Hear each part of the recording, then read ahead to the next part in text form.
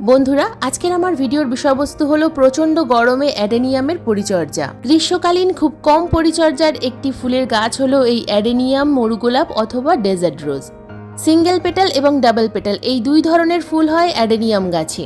বীজ থেকে চারা তৈরি করা যায়, আবার ডাল থেকেও চারা তৈরি করা যায়। আজকের আমার এই ভিডিওতে আমি দেখাবো এই এপ্রিল মাসের প্রচণ্ড গরমে অ্যাডেনিয়াম গাছ থেকে প্রচুর পরিমাণে ফুল পেতে হলে কোন কোন পরিচর্যার টিপস ফলো করতে হবে, এই সময় গাছে কোন ধরনের খাবার প্রয়োগ করতে হবে, তাছাড়া ডাল থেকে চারা তৈরি করা অথবা নার্সারি থেকে নতুন চারা কিনে এনে প্রতিস্থাপন করার জন্য কোন ধরনের মিডিয়া তৈরি করতে হবে, সব কিছু বলবো আজকের এই ভিডিওতে। যদি বাগানে এই অ্যাডেনিয়াম গাছ থাকে অথবা নতুন চারা কিনে এনে প্রতিস্থাপন করতে চাও, তাহলে আজকের এই ভিডিওটা কিন্তু সম্পূর্ণ মনোযোগ দিয়ে দেখতে থাকো, একটুও স্কিপ করে দেখো না। স্কিপ করে দেখলে কিন্তু অনেক কিছুই মিস করে ফেলবে। নমস্কার, আমি লাবণী, আমার বাগানে তোমাদের সবাইকে জানাই স্বাগত।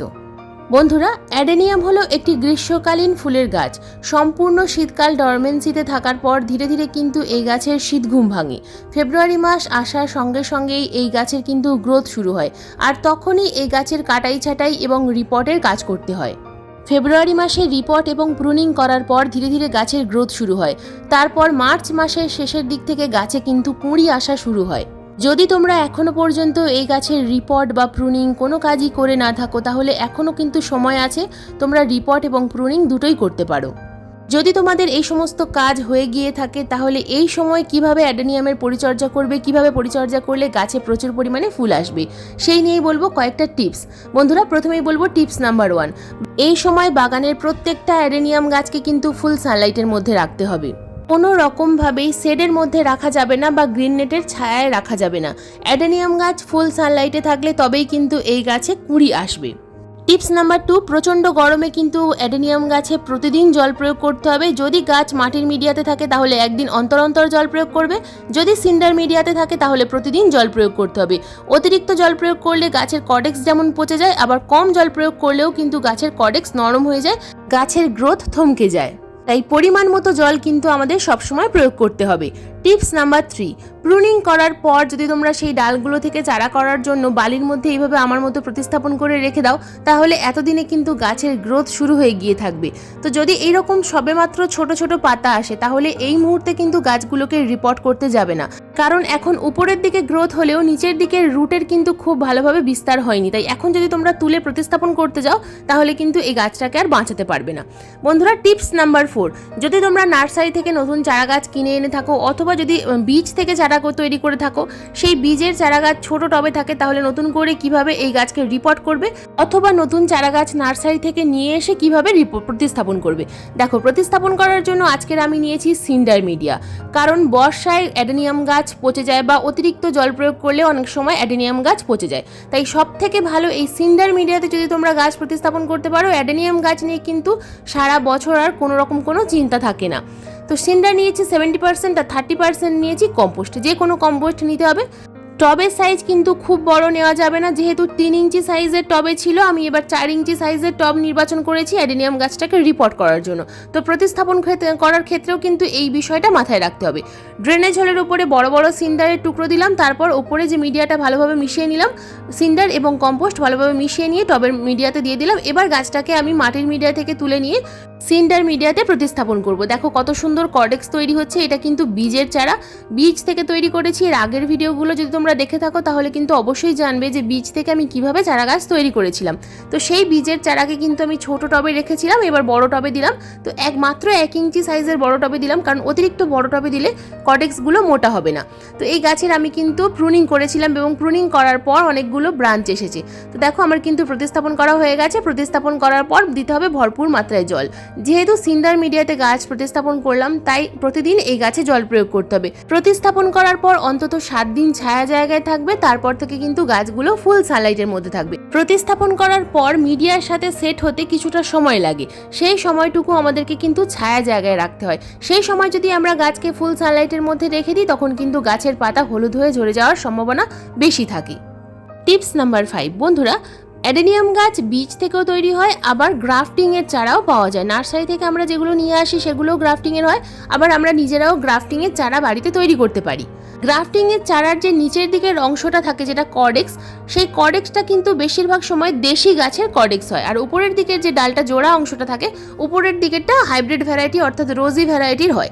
তো নিচের দিকের যে কর্ডেক্স থাকে এই কর্ডেক্সের অংশ থেকে যখন কোনো ছোট ছোট ব্রাঞ্চ আসে সেই ব্রাঞ্চগুলোকে কিন্তু সবসময় ভেঙে দিতে হয়। এগুলো থেকে যে ব্রাঞ্চগুলোর ফুল হবে সেই ফুলগুলো কিন্তু দেশি ভ্যারাইটির সিঙ্গেল পেটাল হবে, সেই কারণে সবসময় নিচের দিকের ব্রাঞ্চগুলোকে ভেঙে দিতে হয়। প্রথম 2-1 বছর ভেঙে দেওয়ার পর আর কিন্তু আসে না নিচের দিকের ব্রাঞ্চ। তো এইরকম আমার একটা ব্রাঞ্চ এসেছিল, সেই ব্রাঞ্চ থেকে আমি কিন্তু দেখো ডাল থেকে খুব সুন্দর চারা তৈরি করেছি। এই গাছটার বয়স 1 বছর, তো খুব সুন্দর কিন্তু গাছটার কর্ডেক্স তৈরি হচ্ছে। তাই এইরকম ব্রাঞ্চ যদি তোমরা পাও তাহলে এই ব্রাঞ্চগুলো ফেলে না দিয়ে এই ব্রাঞ্চ থেকে কিন্তু তোমরা চারা তৈরি করে নিতে পারবে। যেহেতু ডাল থেকে তৈরি করা চারা তাই ফুল কিন্তু এখনও আসেনি, তবে ফুল আসবে। যখন ফুল আসবে আমি তোমাদের সাথে শেয়ার করব যে কতদিন পরে এই গাছে ফুল আমি ফোটাতে পারলাম। টিপস নাম্বার 6 বন্ধুরা, এবার আসি খাবার প্রয়োগের কথায়। কোন ধরনের খাবার প্রয়োগ করলে অ্যাডেনিয়াম গাছে খুব তাড়াতাড়ি ফুল আসে? এর আগের ভিডিওগুলোতেও আমি কিন্তু দেখিয়েছিলাম যে কোন ধরনের জৈব খাবার প্রয়োগ করলে গাছে প্রচুর পরিমাণে ফুল আসে। তো আজকের ভিডিওতে আমি কিন্তু জৈব খাবারই দেখাবো, কারণ অনেক সময় রাসায়নিক খাবার প্রয়োগ করে গাছের কর্ডেক্স খারাপ হয়ে যেতে পারে, গাছের যে ফুলগুলো ফুটবে সেই কুঁড়িগুলো কালো হয়ে শুকিয়ে ঝরে যেতে পারে, বিভিন্ন ধরনের সমস্যা আসতে পারে এই প্রচণ্ড গরমে। তাই জৈব খাবার প্রয়োগ করলেই কিন্তু গাছগুলো সুস্থ থাকবে। তো দেখো মাটিটা প্রথমে ভালোভাবে খুশে নিতে হবে, গাছের গোড়ায় যদি কোনো আগাছা থাকে সেই আগাছাগুলোকে তুলে ফেলতে হবে। তো আমি ভালোভাবে মাটিটাকে খুশে নিলাম। এবার গাছে খাবার প্রয়োগ করব। তো কোন কোন ধরনের খাবার প্রয়োগ করব প্রথমে দেখে নেওয়া যাক। দেখো এখানে 4 ধরনের খাবার আছে, তো সবগুলোই কিন্তু সম্পূর্ণ জৈব খাবার। এই সময় আমরা খুব বেশি অতিরিক্ত খাবার প্রয়োগ করব না। যে খাবারগুলো প্রয়োগ করলে গাছে প্রচুর পরিমাণে ফুল আসবে একমাত্র সেই খাবারগুলোই প্রয়োগ করব। তো দেখো এখানে যে সাইজের টবগুলো দেখতে পাচ্ছ এক একটা 6 ইঞ্চি সাইজের টব। তো এক একটা 6 ইঞ্চি সাইজের টবে আমি প্রথমেই প্রয়োগ করছি 1 চামচ পরিমাণ স্টিম বোন ডাস্ট। তোমরা এখানে কিন্তু স্টিম বোন ডাস্টের পরিবর্তে 1 চামচ হাড়ের গুঁড়ো দিতে পারো। হাড়ের গুঁড়ো হলেও ক্যালসিয়াম এবং ফসফরাস সমৃদ্ধ খাবার, গাছে ফুল আনতে সাহায্য করবে, গাছের বৃদ্ধি ঘটাবে এবং গাছের ফুলগুলো ঝরে পড়ে যাবে না হলুদ হয়ে। তো এরপর আমি এখানে দেবো 1 চামচ পরিমাণ নিমখোল। নিমখোলটা কিন্তু অবশ্যই প্রয়োগ করার চেষ্টা করবে বন্ধুরা। এবার দেবো আমি এখানে 1/2 চামচ পরিমাণ বায়ো পটাশ। এই বায়ো পটাশের পরিবর্তে তোমরা এখানে কিন্তু পাকা কলার খোসার গুঁড়ো প্রয়োগ করতে পারো। পাকা কলার খোসার গুঁড়ো না থাকলে এখানে তোমরা এসওপি অর্থাৎ সালফেট অফ পটাশ প্রয়োগ করতে পারো। এরপর দিচ্ছি আমি এখানে 1/2 চামচ পরিমাণ ট্রাইকোডার্মা ভিরিডি। যেহেতু আমি প্রত্যেকটা খাবার জৈব দিয়েছি তাই আমি এখানে কিন্তু ট্রাইকোডার্মা ভিরিডি দিতে পারলাম। তোমরা যদি এখানে রাসায়নিক খাবার প্রয়োগ করো সেক্ষেত্রে কিন্তু ট্রাইকোডার্মা ভিরিডি দিতে পারবে না।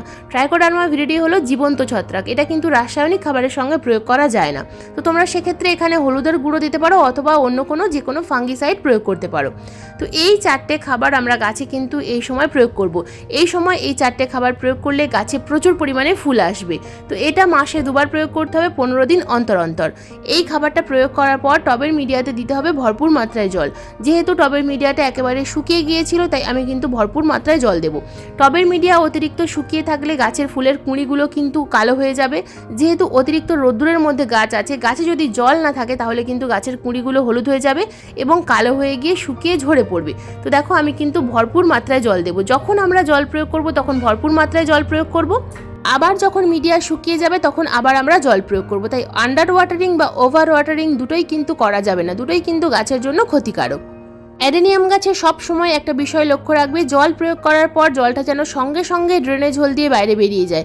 জল যেন একেবারে জমা হয়ে না থাকে। জল যদি জমা হয়ে থাকে, ড্রেনেজ হোল যদি ভালো না হয় তাহলে কিন্তু অ্যাডেনিয়ামের কর্ডেক্স 100% পচে যাবে এবং কর্ডেক্স যদি বাই চান্স পচে যায় সেই কর্ডেক্স কালো হয়ে যাবে এবং আবার আমাদেরকে সেই গাছ তুলে নতুন করে রিপোর্ট করতে হবে। পচা অংশ কেটে বাদ দিয়ে ফাঙ্গিসাইডের প্রলেপ লাগিয়ে একটু শুকনো করে নিয়ে তারপর আবার নতুন মিডিয়াতে প্রতিস্থাপন করতে হবে।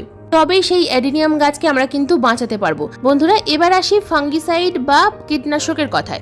অ্যাডেনিয়াম গাছে খুব বেশি পোকামাকড়ের আক্রমণ হয় না, তাই খুব বেশি ফাঙ্গিসাইড বা পেস্টিসাইড প্রয়োগ করার কোনো প্রয়োজন নেই।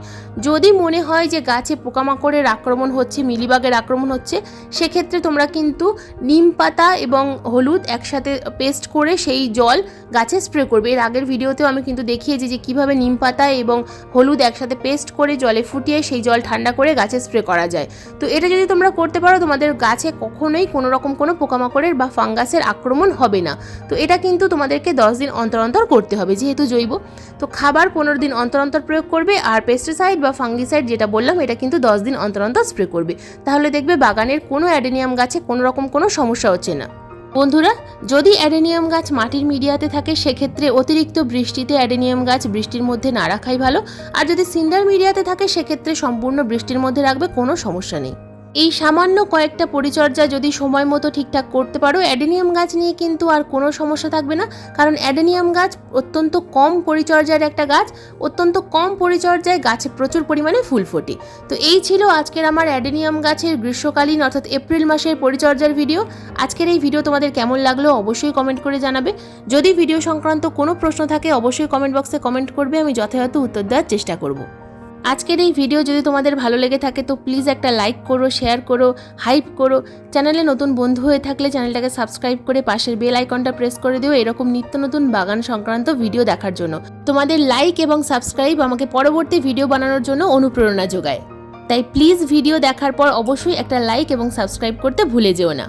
বেল আইকন যদি প্রেস করে রাখো, ভিডিও যখনই লাইভ হবে তোমাদের মোবাইল স্ক্রিনে অথবা কম্পিউটার স্ক্রিনে ভিডিও নোটিফিকেশন পৌঁছে যাবে। আজকের এই ভিডিওটা সম্পূর্ণ মনোযোগ দিয়ে দেখার জন্য তোমাদের সবাইকে জানাই অসংখ্য অসংখ্য ধন্যবাদ।